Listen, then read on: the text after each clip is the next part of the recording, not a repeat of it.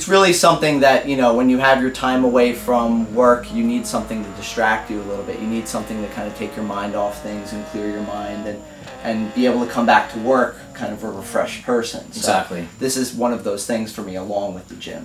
I see my victory so clear. I see my victory so clear. And today, we break through. And today, we break through. And today, we break through. And today.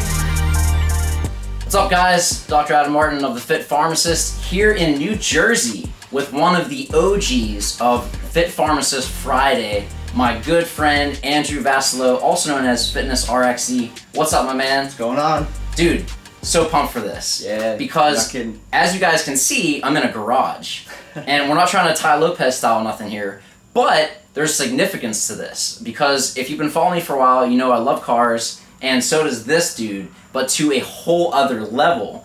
But what we're gonna share today is really part of that community. Why fitness is important, why it's such an asset to have something in your life that's outside of pharmacy, because that in itself will bring value into pharmacy. So my man, I want you to just give just a brief shout out and hello to the viewers and just kind of give an intro for you and what fitness has done in your life. Absolutely. So what's up, everybody? Andrew Vassallo, graduated University of the Sciences, and I work as a emergency medicine pharmacist now, community medical center. I've been doing that for 7 years now.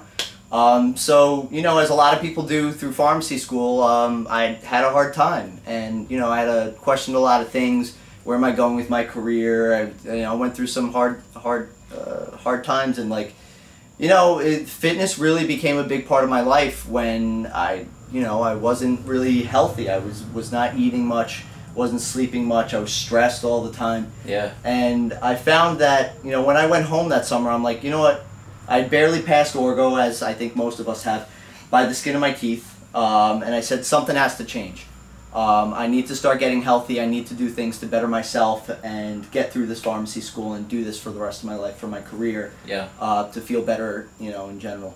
And I really started on my fitness journey then. I gained within about a year's time 30 pounds. Like, I really put in a lot of time at the gym, and it really became a part of my normal routine, and that really became my stress relief even through residency at Einstein in Philadelphia. And you know, even through my career now, so as an emergency medicine pharmacist, obviously ER is not the most, I guess, relaxed of areas to practice in. So emergency is not something to relax about. No, not kicking your feet up. So, so you know, I use that as a way to kind of, you know, wind down after a crazy day in the ER and really get my mind straight before I go home and, you know, kind of chill out for the rest of the day. Well, dude, I think you did a super humble play there because you are freaking phenomenal in so many areas of your life. But I really resonate with you, and that's kind of how we started to get talking on social media. So, guys, this is like real life happening first time. Hello. Real life happening first time. We met on social media, Instagram, I think like, what, 5 years ago. Yeah. So literally we just met for the first time in person like 20 minutes ago. Yeah. But it's such a testament to how fitness can really change your life, because I went through a major depression bout back in high school, actually, and that's when I first got into fitness. And I just saw this symbiotic relationship of, you know, if you want to do well in the gym, you eat right and you sleep. And if you want to do well in the classroom, you eat right and you sleep. So it just became this relationship, especially in pharmacy school, when the demands are real high and you've got to be peak performance of fitness and pharmacy, hence the Fit Pharmacist. But that's what's been so amazing in this community, is meeting other people that have used that to not only take control and empower their lives, but also their careers. I know you just kind of glanced over emergency medicine, but we actually did a podcast about a year or two ago about this topic and how you were a pioneer with your hospital where you work at, your institution. Because, guys, they didn't even have a pharmacy department for what he does now. And do you want to kind of just share that story? Because I think this is incredible. Talk about, like, innovation and going after what you want. Like, this is so cool. Oh, absolutely. So when I left my residency and I was applying to jobs, and I ended up getting this job as an emergency medicine pharmacist. So we met with the ER management staff, and of course, you know, we wanted to set up with me and my colleague what our role was going to be there. And, you know, luckily for us, they pretty much kept it an open book. The only request that they had, which, you know, was a little nerve-wracking at the time, was, we want you for pediatric codes, and that was it. So I'm like, no pressure. No pressure. But, you know, of course, you know, those situations where you really need that mg per kg dosing and everything needs to be so spot on because you're dealing with little mini humans. Yeah. You know, it's a lot of pressure on the nurses there. So having that extra pharmacist staff is a huge help. But really, I was very lucky to go into a job where it was an open book and you could do with it what you want. So I really took that opportunity to really get hands-on, get bedside with the patients, make sure I was in there and, you know, learning how to titrate these medications and learning what critical care meds did and, you know, how the response was from one patient to another. And it really gave you such a great sense of satisfaction that, you know, you're giving a certain medication, and especially in critical care, it's kind of like, you know, pharmacy for people with ADD, you know. You give a medication, you see immediate effect. It's not the, you know, changing a dose of Lipitor and waiting 3 months to check an HDL, LDL, and all that. Yeah. So it's an amazing thing to be able to you know, turn patients around literally in front of your eyes. You know, just even today we gave, you know, TPA to somebody who was in acute stroke, and you over the course of a couple hours saw some of their symptoms resolving. And wow. It's really a beautiful thing. So I really love to be able to kind of be on the acute side of things, see patients bedside, and really pioneer how pharmacists could get involved and be at that pinnacle of their practice. I love that, man. For me, as a community pharmacist, that's like what juices me and why I've been full-time community for 8 years. I know, I'm crazy, I know. But it's that relationship of having that interaction of them coming in and knowing your name and, you know, seeing the patient and having like that talk. We're like, oh, how was your graduation party? I know that you guys had a family reunion. Like, you know, following up and really making a real relationship that's genuine with your patients. It's like a family there. And that's how I feel with my staff, which has really been amazing over the years. But guys, Andrew dove real deep into his whole evolution with his job and practice and really being a pioneer for his whole institution in our podcast that we did. So the link for that will be in the show notes. Definitely recommend listening to that because it's a phenomenal podcast. But one thing I want to ask you is, you sought an opportunity and it didn't exist. You had the skills, you had the passion, and you went after it. You took the risk. You kind of said, like, this doesn't exist, but I'm going to create it. Right. Do you feel that the confidence, because that's no easy feat, guys, like that's huge, especially when pediatrics is involved, critical medicine, where like you got to act now, it's like life or death type situations, literally. So in order to have the confidence to do that, do you think that you finding confidence through fitness, of, you know, dealing with life back in the day and turning to fitness and saying, like, you know, I'm in a rough spot right now, I can either go the bad way or I can make the most of this and really forge my strength through my struggle. And you chose fitness. You chose that route to build yourself up and take control of your life. Do you feel that by doing that translated into this whole thing of when your pharmacy career started? Oh, that translated to every aspect of my life, really.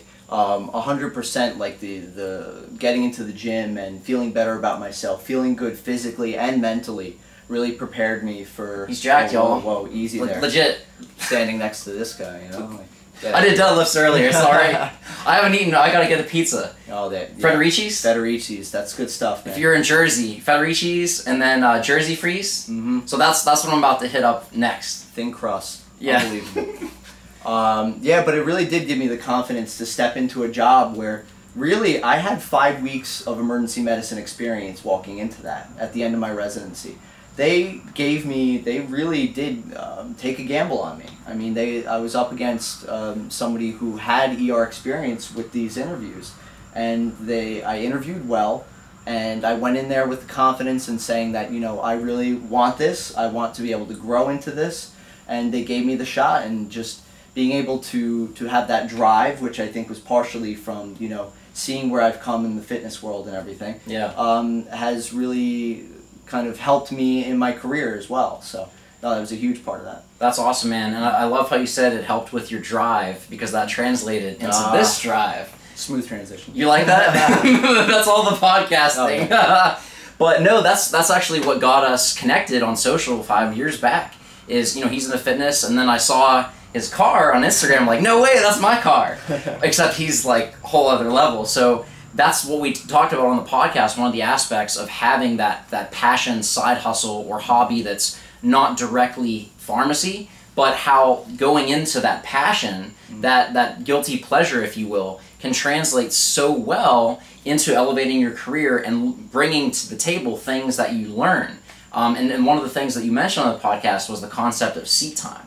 Oh, absolutely. Which, you know, people want to accelerate and grow, but having that experience, that seat time, is so essential. Do you want to kind of give a little teaser of the podcast on that? Yeah, sure. The seat time. So something that I've gotten into over the years is, you know, after I left my residency, I ended up getting my toy, which is sitting behind me. It's badass. It's something I've worked on for a couple of years and everything, and gotten into automotive racing. So I do a couple forms of racing, autocross, a little bit of road course racing, some time trials. And really what I found over the years is that, you know, seat time is what's most important. You're going to become a better driver not because you did this modification, that modification and everything, and, you know, not in the gym where you buy this supplement and that supplement. It's literally the experience of being in there, working hard, learning from experiences, learning from mistakes, because especially mistakes in the gym and with this could bite you in the ass a little bit. Yeah, absolutely. So learning from that and then kind of carrying forward and making changes and becoming a better person, a better driver, a better person in the gym. So really growing from all of those experiences. So really this has taught me a lot, and it's really given me as well a really, you know, I need something on the weekends when I'm out of the ER that's nice and relaxing, so I'd like to go 100 miles an hour. Yeah, yeah. For me, it's deadlifting 480 pounds. My zen time. But no, it's really something that, you know, when you have your time away from work, you need something to distract you a little bit. You need something to kind of take your mind off things and clear your mind and be able to come back to work kind of a refreshed person. So exactly. This is one of those things for me, along with the gym. So of course that was a big part of that. I love that, man. What does your future look like as far as fitness? Can you give us a little insight into how that's transformed you, not only mentally with the confidence, but physical transformation? And how that's going right now, if you have any goals for the future with that? Absolutely. So actually something I just started on, a goal of mine is that growing up I had really terrible asthma as a little kid, and you know, I was always on prednisone, always on Advair and the inhalers and stuff. And I just avoided running at all costs. And I hate to say this as somebody who loves lifting weights, but because they always joke around cardio loses gains, but I really have tried to push myself the last couple of years to run faster, run longer distances. And I think I have back on my radar that I really want to run a half marathon, check that off the list, as I'm over this asthma thing. So just picked up like a nice pair of running shoes, and I'm gonna find a nice program and start working towards that. Awesome, man. I'm kind of looking forward towards more the springtime of doing something like that. Congrats, bro. Yeah, that's solid. Yeah. For me, and it's funny because if you guys watch my Instagram stories, that's where I post all my fitness stuff. And I do a lot of like high volume squats and intensity principles. So same thing, like I wasn't into the cardio, but in order to just get through the weight session, I needed to get the cardio just to get my respiratory system up. But I always said that, you know, cardio is really just running to the kitchen or being first when Chipotle opens. But there's so many good things with that. And yeah, that's phenomenal with running, man. Are you looking at a date like spring or? Just springtime, I think. Yeah. Or cardio for powerlifters doing over 5 reps. Yeah, yeah, right. Yeah, once you get in those double digits, it's like, oh, this is cardio, yeah. But definitely springtime. I think that gives myself enough time that I'm not rushing it, and you know, I do have to be careful with my lungs. Yeah. But yeah, I think slowly pushing that limit higher and higher, just like I've done in the gym with my lifting. I think I'll be able to get there with running and kind of prove that to myself that I can get over this. You know. That's awesome, man. Wow, you're an inspiration, truly. And I'm so excited you guys get to witness this, like meeting this dude and first time in real person. Man. It's been a long time coming, many years. Absolutely. And you're exactly what the Fit Pharmacist community is about. You put fitness and pharmacy together to dispense your full potential and really be a leader by example, by how you choose to live your own life. And this is something that I just want to address, is fitness. A lot of people think like, oh, you have to look this way or you have to have an 8-pack. fitness isn't about at all how you look. Fitness is how you choose to conduct and live your life. Physical fitness is huge because motion creates emotion, but it's also about personal development, about giving your best in your career.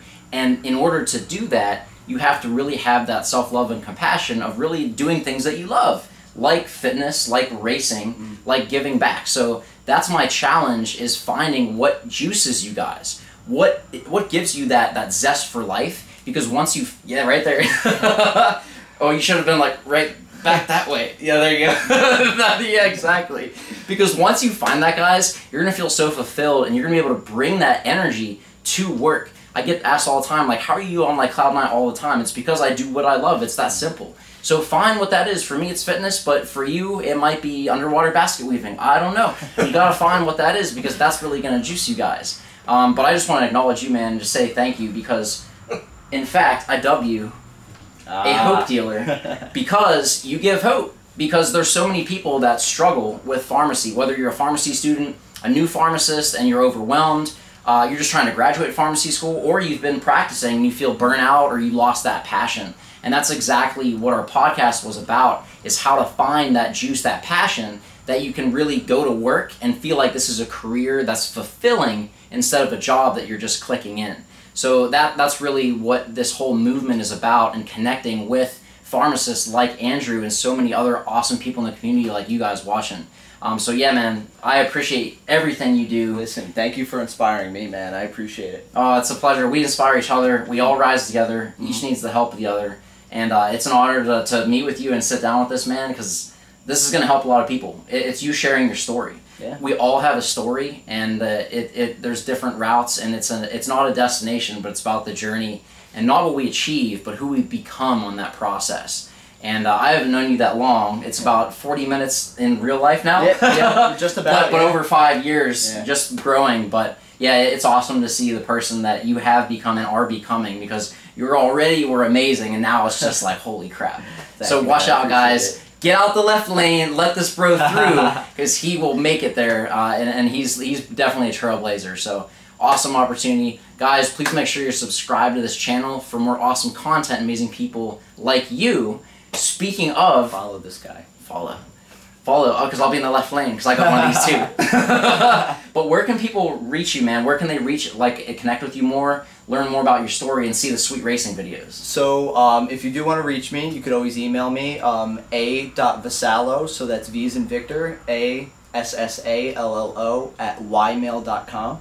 Or fitnessrxz is my Instagram, so feel free to add me on there, send me a message, and happy to share anything, any tips, whatever you want. Awesome, guys. We'll have the links to how to connect and follow Andrew down below, as well as, like I mentioned, the podcast we did last year, which is epic. That's a must-listen episode. It was so good. It was one of my favorite ones, man. Oh, that was like, this dude's cool on Instagram to follow his stuff, but that was legit convo, so nice. Really cool. But yeah, guys, thank you for watching. Appreciate all your support. This is Dr. Adam Martin, the Fit Pharmacist, signing off with the Dr. Andrew Vassallo. Go forth, be great, and dispense your full potential. Don't forget to stay out of the left lane, because this guy's coming through. See y'all.